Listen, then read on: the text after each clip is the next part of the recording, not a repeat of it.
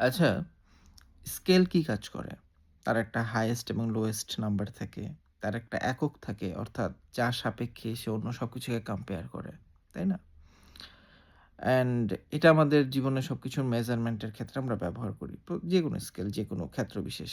যেমন ধরেন nominal, ordinal, ইনভার্টাল এবং রেশিও স্কেল। এই ৪ ধরনের স্কেল ৪ টাইপ অফ স্কেল যেগুলো আমরা বিভিন্ন ক্ষেত্রে ব্যবহার করে থাকি।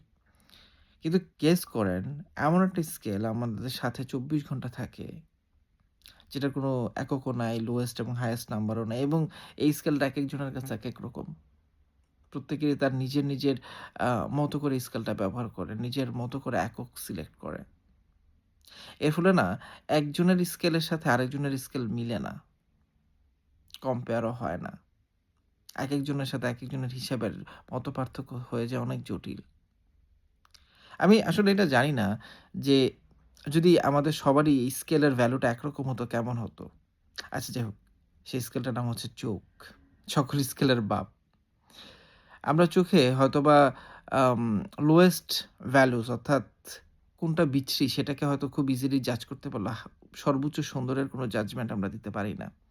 কারণ আমাদের তো কোনো একক নাই এই চোখের। সবার একক তো মিলেও না। একেকজনের চোখে একেক রকম সুন্দর। এবং এই চোখের এই সমস্যাগুলো যদি মানে আমাদের এই চোখের স্কেলের যদি স্কেলিং ক্ষমতাকে আমরা যদি একটা এককে আনতে পারতাম, তাহলে কেমন হতো? পৃথিবীর কি সকল সমস্যার সমাধান এখানেই হয়ে যেত? কি জানি। হয়তো হতো, হয়তোবা না। হয়তো সবাই একই দৃষ্টিতে সবকিছুকে দেখতে পারত আরকি।